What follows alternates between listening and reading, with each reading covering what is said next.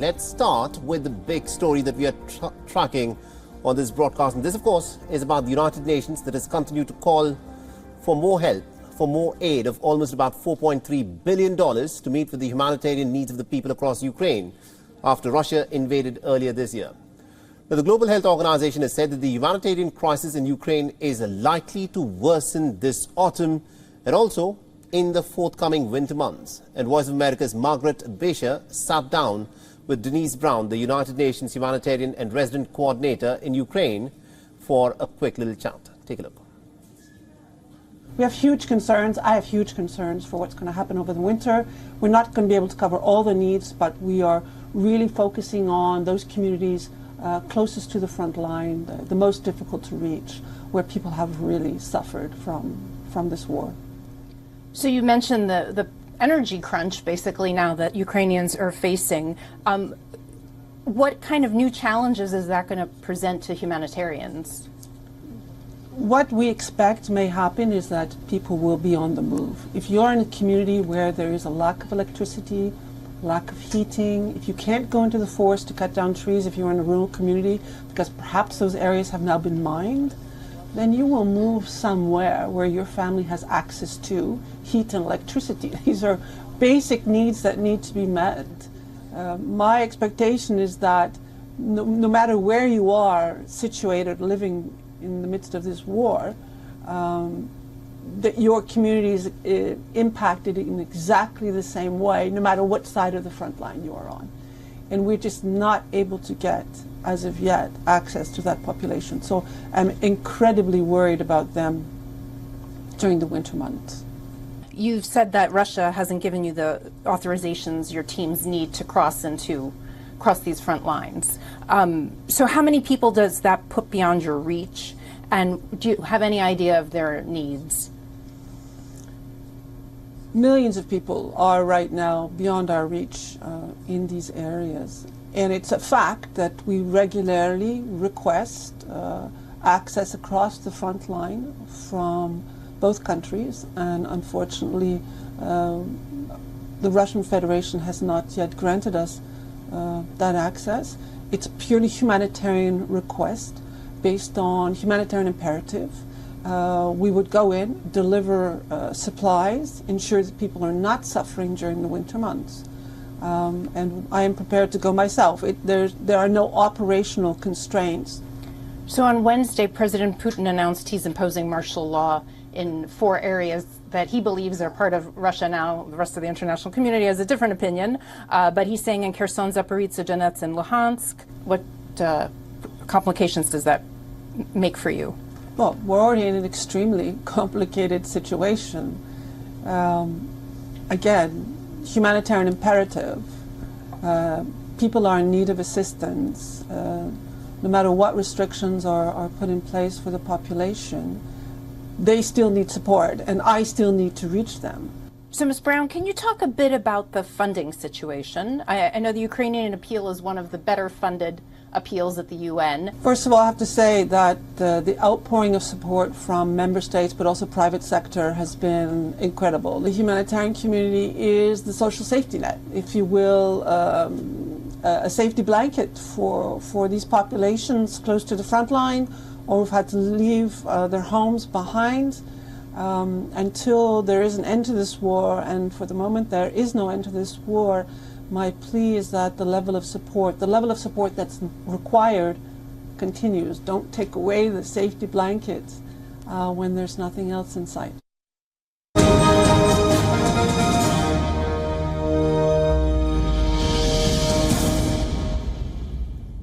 And also to tell us more, we're being joined by Voice of America's correspondent Jessica Stone. She is joining us live from White House from the United States. Now, Jessica, the House Minority Leader Kevin McCarthy said this week that the Americans are in fact not going to write a blank check to Ukraine, as the United States is heading, it looks like, into a bit of a recession. So is the American support for Ukraine wavering? Well, I think if you ask the U.S. government, certainly this White House is giving its full support to continuing the current funding level of Ukraine. And right now that stands at $60 billion in commitments. $17 billion has already been granted in security assistance. But Congress, of course, controls the national wallet. And if we do see that Republicans take over Congress after the November midterm elections, we will likely see Kevin McCarthy, who is currently the House Minority Leader, become the Speaker of the House. And there is a lot of skepticism in his GOP, in his Republican Party, particularly when it comes to priorities for national security. Many of his Republicans are concerned that the U.S. needs more focus on China. Others are concerned that there isn't enough oversight over the funds going to Ukraine. And we saw this come to a head back in May when 57 House Republicans actually voted against new military and humanitarian assistance for Ukraine. Ukrainian officials have told Voice of America they are worried about this and they are trying to hedge their bets politically. Analysts say it depends on what types of support we're talking about, because they say that normally the GOP tends to challenge humanitarian aid more than it does military aid. Back to you. Absolutely, indeed. And also, Jessica, the fact that the American public also considering that it's going to be a pretty hard time for them with the price, the cost of living going up. Do you think the American public still supports sending additional aid to Ukraine?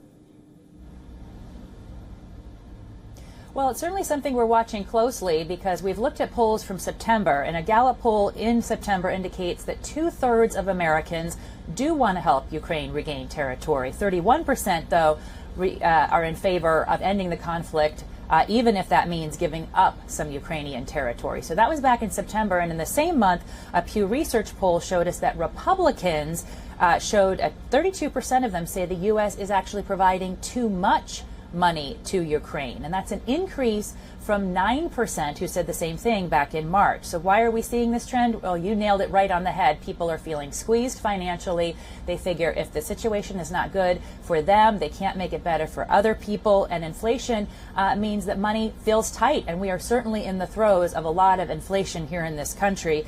Meantime, as I said earlier, Ukrainians are definitely trying to hedge their bets politically. What does that mean? They want to make clear that they will work with either party in power, no matter what. But certainly the U.S. military, security, and humanitarian assistance has been vital to the gains that Ukraine has made thus far against Russia. Absolutely, indeed. And just to dwell a bit more in terms of the crisis that's in fact unfolding in terms of what's happening in Ukraine, do you think, considering the manner in which Ukraine has come under attack of late by the Russians, especially in the aftermath of the kamikaze drone attacks that have been carried out by the Russians across several infrastructure facilities in Ukraine, the United States would be willing to send in more military aid? I think we're going to see that be tested over the next couple of months. Certainly these political changes in November could have an impact on that.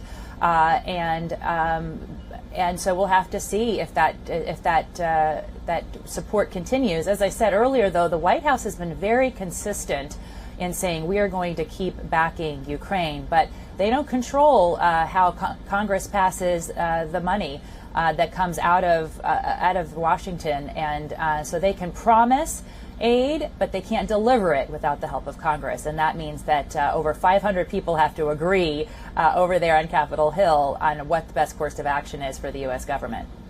Indeed, a pretty complex task there in terms of how the United States Congress would, of course, want to approve those budgets.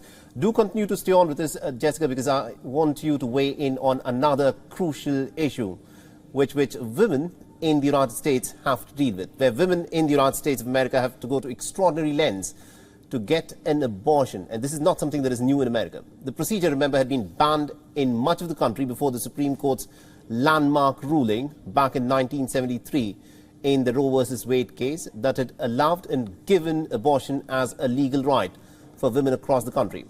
But ever since the Roe versus Wade judgment was overturned in the month of June, a number of states in the United States are beginning to either ban or are severely restricting abortions.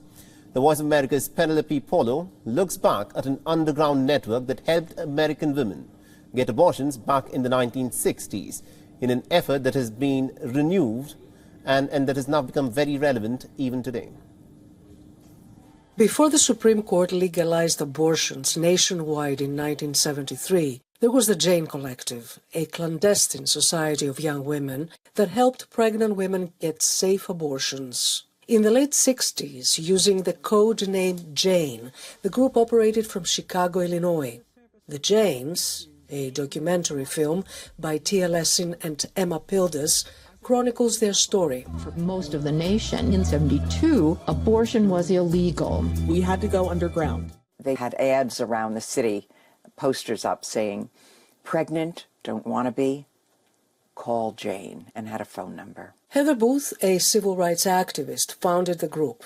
She told VOA it all started quite accidentally. In 1965, a friend of mine told me that his sister was pregnant and nearly suicidal and not ready to have a child. And he asked, could I help him find someone to perform an abortion? A doctor she knew helped, but steep medical fees and an overwhelming number of underprivileged women requesting the procedure prompted a dozen women volunteers to learn how to perform the procedure themselves. The women of Jane performed themselves 11,000 abortions that were safe, that were done in a caring community, but it wasn't legal. On May 3, 1972, police raided the place where the Janes operated. 7 were arrested. There were 11 counts of conspiracy to commit abortion, 110 years for each of us. The charges were eventually dropped. Criminalizing abortion has returned in some U.S. states since the Supreme Court overturned the 1973 Roe v. Wade ruling in June. For Booth, the battle to ensure access to the procedure has come full circle. The question of abortion, this is the most intimate decision of a person's life about when or whether or with whom we have a child. It's one of the deepest freedoms in our lives. And there's no reason that a politician should come in between a woman and this most personal decision of their life. Carol Tobias, president of the National Right to Life Committee, an anti-abortion group, disagrees. I think we will see more and more people coming to understand that the unborn child is a member of the human family that should be protected. I mean, how many people now, for how many years, have as their first baby picture the ultrasound? You know, not the cute little picture of mom holding the baby in a pink or blue blanket, but the ultrasound before birth. So we've got people that are seeing this baby is already alive and is already here. But for Heather Booth, an activist who fought and sacrificed decades ago for women's reproductive rights, banning abortions in 2022 is a step backward. It will be the unraveling of freedoms in their life and really the unraveling of hopes for their own future and the future of the children they either have or hope to have. And so this struggle continues. Penelope Pulu, VOA News, Washington.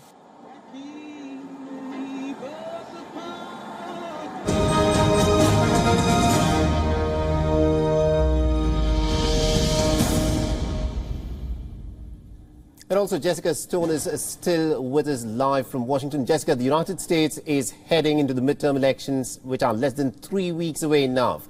You know, this, of course, could potentially change the balance of power in Washington, D.C.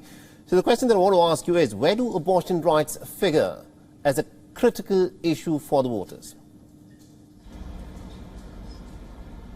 Well, Democrats are continuing to try to mobilize their voter base by talking about it on the campaign trail. And we saw that this week with President Biden on Tuesday, promising that if the electorate, if voters put more Democrats in Congress, he will make sure to pass legislation through Congress, propose and get Congress to pass legislation, that is, to codify abortion rights nationally, which would basically protect the same rights that Roe v. Wade, the previous case that was overturned over the summer, used to protect. But a New York Times Siena poll, college poll that was released this week, actually shows that 49% of likely voters don't think abortion is the biggest issue on the ballot this November. They are planning to vote Republican, and they say that is because they think Republicans are better on the economy. Now, Democrats really don't have any votes to lose in the Senate. They're currently at a 50-50 split with Republicans there. In fact, the vice president has to go back down to the other side of Pennsylvania Avenue to break ties when there are tie votes. That's the only way Democrats pass legislation in Congress currently. We are watching the Florida Senate race, though, where we have seen abortion rights become much more of an issue. We've got Marco Rubio, a former presidential candidate, and China Hawk running for re-election. Polling there indicates that his race could have some mobilization around the abortion rights issue. Back to you. Absolutely, indeed. Now, what is very interesting is what President Biden has been trying to do, where he's trying to help fellow Democrats who are running for office by reassuring voters about the economy. He said that he's trying to take steps to reduce the price of gas, but can he realistically do it? Yeah, it's a really good question, and one that voters are definitely asking this at this time, because on Wednesday, President Biden announced that he's going to continue releasing oil from the National Petroleum Strategic Reserve. About 15 million barrels of oil will be sold in December, and that's in order to try to tamp down gas prices, because for Americans, there are basically two indicators, right, that tell them the state of the economy. What are they paying for milk and eggs, and what are they paying for gas? And even more than that, every time you drive around the area, you're going to see gas prices signs. So it's very easy to feel like your money is buying less when you go past a gas station that's charging you, an extra 50 cents a gallon, and it's taking $10 extra out of your pocket each time to fill up. Americans only use 20 million barrels of oil each day. So that 15 million barrels that the president's going to sell in December, it's not a lot. It won't have a great impact, but certainly psychologically he is trying to convey that he's doing something about the economy. Republicans, though, argue that, hey, listen, oil releases from this strategic reserve, that's supposed to be for major emergencies. You keeping a majority in Congress doesn't constitute a national emergency. But Biden has also taken the time to accuse oil companies of price gouging and has also made sure to promise to replenish the 400 million barrel reserve when prices go down. That's key too, because people don't want to think that they're going to run out of oil in that strategic reserve and want to make sure that it's going to be replenished. We understand at this point now that the White House is going to decide next month whether they'll release even more oil in January, and that again goes to that psychological effect of what are you doing about the economy. Absolutely, indeed. That, of course, remains a big question in terms of how the Biden administration will respond to the needs of the American people, especially just ahead of the crucial midterm elections that are just around the corner. Thank you very much indeed, Jessica Stone, for joining us from Washington, D.C. and getting us all those updates there. You bet.